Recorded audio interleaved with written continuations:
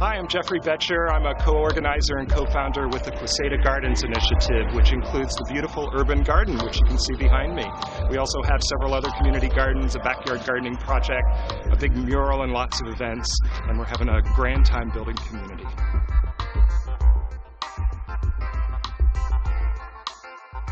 The 1700 block is where it all started with Carl and Annette Page.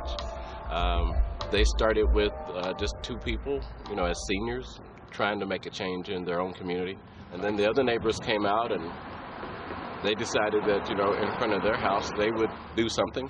And that worked out really well. And now we've got one more house taking care of another spot. And we had like 6 houses, covering, 400 feet. And we had plants everywhere. We really didn't have a whole lot of different plants, but what we would do is we would take a piece off of one and put it in somebody else's little spot, so this way they could have flowers. We'd take cactus, anything that we thought would grow. There is incredible internal wisdom in communities, and we found people time and time again when there was a challenge. We found somebody right there on the block who had the skills and knowledge necessary to help us get over that hurdle.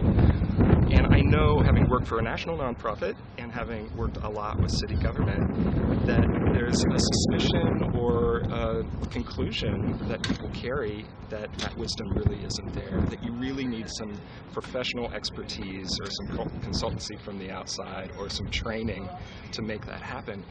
And in fact, that's not the case. Yeah, I just started off as a helper. I would help out on weekends when I had free time. And as I got to know more and more neighbors, I became more involved because they was more involved, and the energy was great, from just one block. And I've been around here since 1979, and I'd never seen that kind of energy on this block. I've seen a lot of negative energy, but never any positive energy. In communities like this, typically where violence and other social factors keep people very much isolated, those informal networks don't always exist. And so there's an opportunity to build that right there in your block. And I'm telling you, the outcomes of that are going to be longer lasting and better than just a gazebo or just a community garden, as wonderful as that is. So that's the Bridgeview Garden right there. So some plants are in. You can see the corn is pretty tall. We've got a little orchard at that side, dwarf plum, fig, Myers lemon, and apple trees.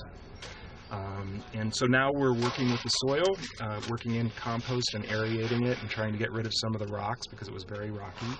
All the terracing was done with urbanite, which the city supplies when they do a demo project, like a sidewalk or something. That broken up concrete either goes to landfill or there's an immediate use for it, like this. We have classrooms of kids that are anxious for us to finish, because they really want to use it. I would see the circumstance where there are a couple of people on a block, so they are local people and they are focused on an asset like an empty lot and they have a good idea. I think that's great.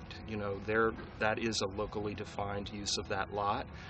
But I would encourage them to see it as an opportunity to get more people involved instead of just getting the people you need to make the project happen.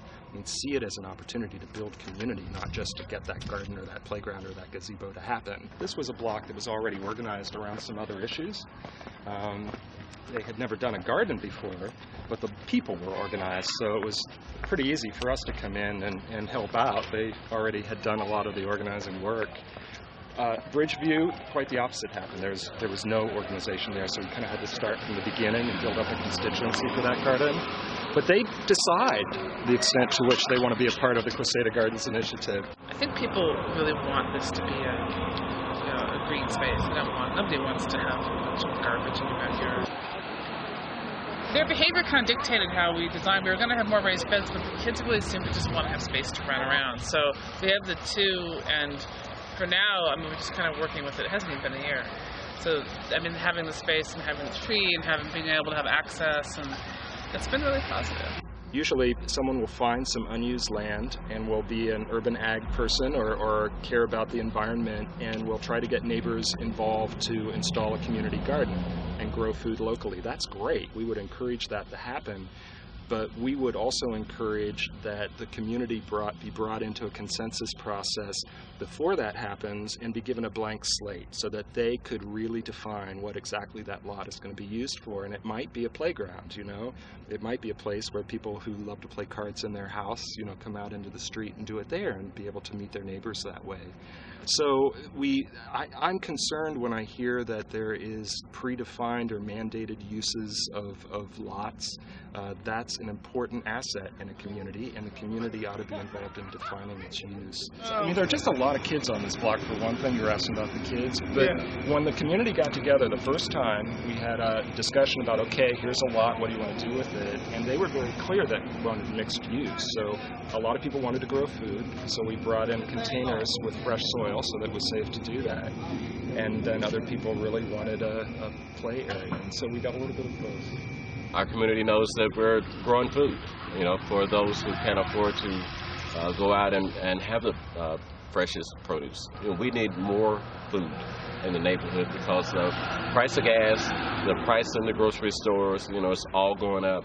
And we think that just a little bit would, you know, take care of maybe anywhere from 100 to 150 families just in this one lot alone. Whenever we go to a block where there's a potential problem, we're going to ask those folks, what are the problems here? You tell us what the challenges are for you, and then tell us what the strengths are here. And it might be an empty lot, it might be a physical asset, it might be a human asset. Find out what those assets are and connect them to the challenges in a way that is wholly unique to that block, to that group of people, that they have defined themselves, so it's their idea, right? They're invested in it from the very beginning. There's a million things you could do with this, you know. There's a lot. What more would you want to do? You can find these kids to get their own pot. Attend to a potted plant. You're responsible for this plant. You're responsible with their name on something. That's a great idea. Some kind of responsibility. We should do that. You know, some stuff like there's a million things you can do. We're at the beginning of a new trend in our world where people are valuing community more and defining community closer and closer to home. Where I lived before, I lived there for over a decade. I hardly knew any of my neighbors, and we've only lived here 3 years, and the neighbors are so, it's been such a positive force for for changing the whole way the block feels and having space for kids to play. There's not a lot of green spaces in Bayview. We are about building the social fabric that underlies that community and building the network of people right there on that block or half block. It can be a highly localized strategy, and trust that truly good things are going to come out of that process, and almost inevitably they do.